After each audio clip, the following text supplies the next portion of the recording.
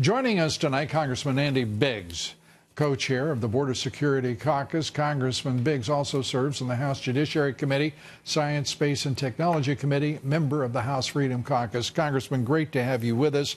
The president, again, having to explain to the rhinos and to the radical Dems why this is a national emergency as a result of what is a wide-open southern border. Yeah, I find it intriguing that it's always people who haven't been to the border or Democrats that don't view this as an emergency.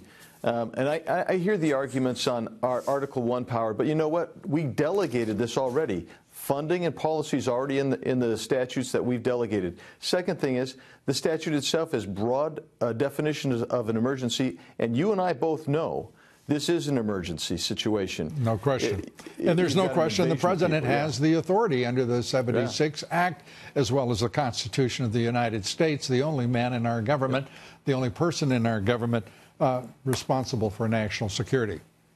That's exactly right. And you look at the invasion, there's sex trafficking, drug trafficking. We just had in Nogales just recently enough fentanyl that would kill 53 million people was seized.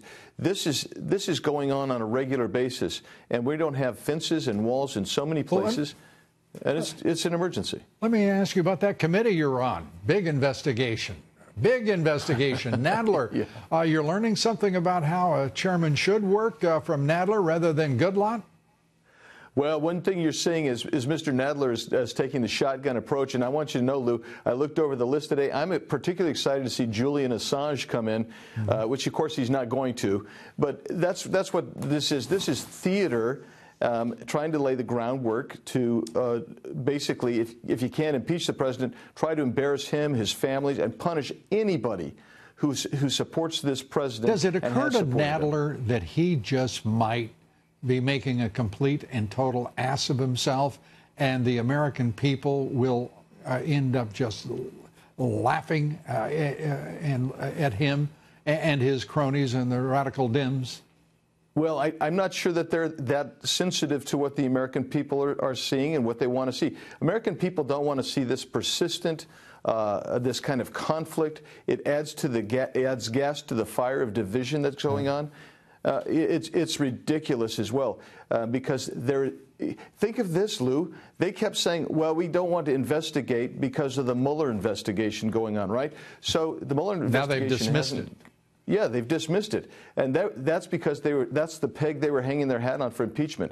Now they don't have that. I'm sorry, Congressman. I've just got to ask you, as we're out of time, but your thoughts about Rand Paul and the rhino luminaries over in the Senate, but Rand Paul today extolling the virtues of the Koch brothers and setting them apart from the other members of the donor class because they are so pure, and